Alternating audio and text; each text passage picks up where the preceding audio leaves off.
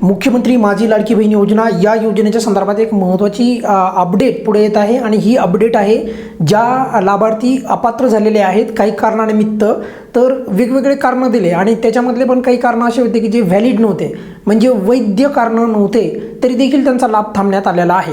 अशा लाभार्थ्यांसाठी एक चांगली अपडेट अशी आहे आणि बघा लगेचच म्हणजे खूप खुश व्हायची काही गरज नाही, पण मात्र हे एक पहिलं पाऊल म्हणलं तरी काही हरकत नाही। आणि अपडेट काय एकदा सविस्तर मी तुम्हाला कमी शब्दामध्ये सांगतो। अपात्र ठरलेल्या लाडक्या बहिणींची फेर तपासणी करा अशी थेट मागणी मुख्यमंत्र्यांच्या जवळ काल करण्यात आलेली बघा। आणि ही जी काही अपडेट आहे ही याच्यासाठी महत्त्वाची आहे कारण आता सध्या डायरेक्ट मुख्यमंत्र्यांच्या कानावर पडलं आहे की बऱ्याचशा लाडक्या बहिणी अशा आहेत, म्हणजे 80 लाख लाभार्थी जे आहेत अपात्र जे केलेले आहेत ना, 80 लाख, मागे तुम्हाला माहीत असेल बघा एक 2-3 महिन्यापूर्वी 80 लाख लाभार्थ्यांना अपात्र करण्यात आलं। तर ह्या 80 लाख लाभार्थी जे आहेत ज्या अपात्र करण्यात आलेले आहेत त्यांची फेर तपासणी करा अशा पद्धतीची मागणी थेट काल मुख्यमंत्र्यांना केलेली आहे। कोणी केलेली आहे, कोणती बैठकीत ही मागणी पार पडलेली आहे वगैरे बऱ्याचशा काही गोष्टी ज्या आहेत त्या अगदी कमीत कमी शब्दामध्ये सांगण्याचा प्रयत्न करणार आहे बघा। झालं असं की काल जे आहे बघा तुम्हाला माहिती आहे की कर्जमाफीच्या संदर्भात पण महत्त्वाचा काल निर्णय झाला होता शेतकरी कर्जमाफीच्या संदर्भात, पण त्याच बैठकीमध्ये एक खूप महत्त्वाचा मुद्दा मांडला, 12व्या नंबरचा मुद्दा, जेव्हा अपात्र म्हणजे काल 11 जुलै रोजी जे नाही का जी बैठक पार पडली तर त्याच्यामध्ये मी बोलतो आहे मुख्यमंत्र्यांसोबत बैठक पार पडली, तर त्याच्यामध्ये त्यांनी जी कर्जमाफीची चर्चा करण्यासंदर्भात त्या बैठकीमध्ये 12व्या क्रमांकाची मागणी जी केली तर ती केली त्यांनी लाडकी बहीण योजनेच्या संदर्भात। आणि बघा जे आपल्या लाडक्या बहिणींच्या बाजूने बोलतात त्या सर्वांचे धन्यवाद। का बरं? कारण आपल्या या योजनेबद्दल आपण जर तसं पाहिलं तर कोणीच बोलायला पुढे येत नाही, पण जर कोणी अशा पद्धतीने आपल्या या योजनेसंदर्भात जर का चांगल्या पद्धतीने अपात्र लाडक्या बहिणींना पण पात्र करण्यात यावं, मग ऑब्व्हियसली त्या काय असं नाही की खूपच काय अपात्र आहेत, मग त्याच्यामध्ये पण बघा ITRचं कारण दाखवून बऱ्याचशा लाडक्या बहिणींचा जे लाभ बंद केला, काही संबंध नाही। मी तुम्हाला एक उदाहरण देतो। समजा एखाद्या लाडक्या बहिणींनी त्यांच्या घरातल्या कुटुंबातल्या एखाद्या कुठल्याही मुलाने किंवा कोणीही मुलीने शिक्षणासाठी जर कर्ज घेतला असेल तर त्यासाठी पण ITR लागतो बरं का।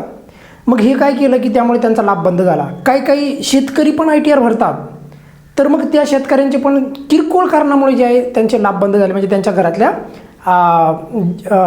पात्र महिलेचे, बरोबर। तर मग हे चुकीचं आहे। तर ITRमुळे लाभ बंद झाले ते पण एकदा चालू करायला पाहिजे, बरोबर। तो एक मुद्दा।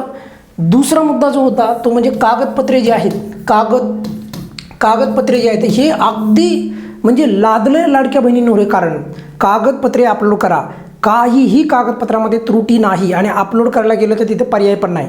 तर यामुळे पण बऱ्याचशा लाभार्थी जे आहेत अपात्र करण्यात आलेले आहेत त्यांचे पण लाभ चालू करण्यात यावेत। आणि याच्या व्यतिरिक्त पण काही असे कारण आहेत की जे कारणं हे न पटणारे त्या लाडक्या बहिणींना अजून पण माहिती नाही कोणत्या कारणामुळे लाभ बंद झालेला आहे। आपलं नारी शक्ती ॲपच्याद्वारे फॉर्म भरला आणि त्याच्यानंतर ते फॉर्मचं कारणच कळणार, लाडकी बहीण योजनेच्या संदर्भात महिला बाल विकास अधिकारी कार्यालयाला गेला, तिथे पण त्यांना माहिती नाही आहे कशामुळे कारण बंद झालं। ते फक्त काय सांगतात, आम्हाला वरून आदेश येऊ द्या। तर हा वरून आदेश नेमका कोण देणार, तर त्या संदर्भातच हे पहिलं पाऊल आहे।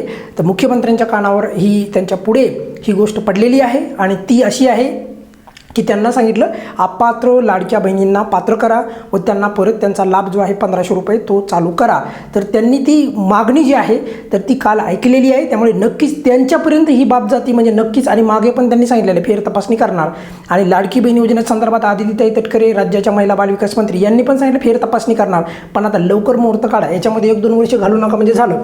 बघा अपात्र झालेल्या लाडक्या बहिणीची फेर तपासणी करा अशा प्रकारची काल मागणी करण्यात आली आणि कोणी केली मी तुम्हाला ते पण रविकांत तुपकर शेतकरी नेते अतिशय महत्त्वाचं काम करतात, तर त्यांनी अशा प्रकारची आपल्या लाडकी बहीण योजनेची जी मागणी आहे तर ती देखील मुख्यमंत्र्यांच्या पुढे मांडली। आणि बघा एक पाऊल का होईना, लगेचच काय असं नाही की लगेच अपात्र झालेल्या ज्या म्हणजे खरंच अपात्र असतील तर त्यांचा लाभ नाही चालू होणार, पण किरकोळ कारणामुळे लाभ बंद केला ना बऱ्याचशा लाभार्थ्यांचा, कागदपत्रे अपलोड नाही लाभ बंद केला।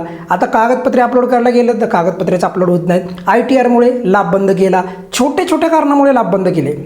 तर त्यामुळे जे आहे त्या लाभार्थ्यांचा लाभ परत चालू करण्यात यावा या संदर्भात ही खास करून मागणी आहे। आणि याच्यामध्ये प्रचंड अशा लाडक्या बहिणी आहेत त्या म्हणत आहेत सर आम्ही खरंच गरीब आहेत आणि आम्हाला खरंच या योजनेचा लाभ मिळाला पाहिजे. तर अशा लाडक्या बहिणींच्या बाजूने हे एक पाऊल आपण म्हणू शकतो. म्हणजे आता याचं रूपांतर कधी होईल, तर रूपांतर होईल 2-4 महिन्यात का होईल, पण सरकारला वाटेल की खरंच फेर तपासणीमुळे प्रचंड लाडक्या बहिणींना लाभ मिळायला पाहिजे, त्यांचा लाभ आपण अडकून ठेवला आहे, एकदा तरी वाटेलच की नाही. आणि ते वाटणार सरकारला. माझ्या मते बऱ्याचशा लाडक्या बहिणी फेर तपासणीत परत पात्र होणार.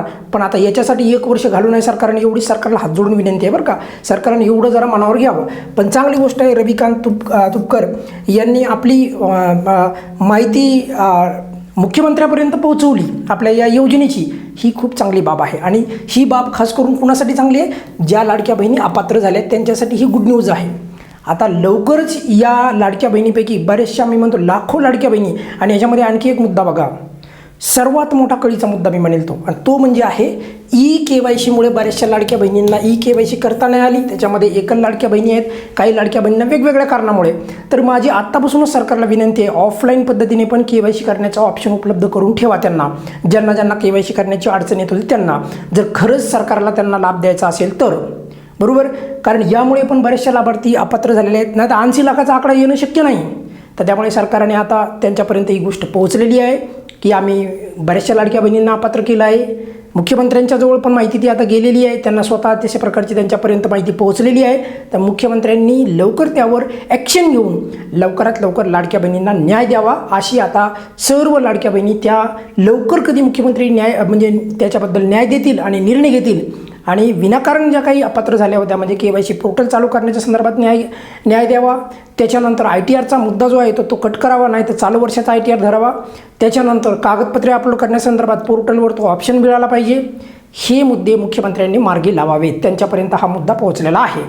तर ही जी काही अपडेट आहे तर आपल्या या योजनेसंदर्भात अत्यंत महत्त्वाची आहे. आणि हीच अपडेट तुम्हाला या व्हिडिओच्या माध्यमातून देणं जे आहे गरजेचं होतं. आणि एक दुसरा मुद्दा की आज सकाळपासून वितरण सुरू झालेलं नाही, त्यामुळे काळजी करू नका. वितरण जेव्हा सुरू होईल तेव्हा त्याची तुम्हाला खात्रीलायक अपडेट मिळेल. या व्हिडिओमध्ये तुर्तास आपण इथेच थांबूयात. धन्यवाद.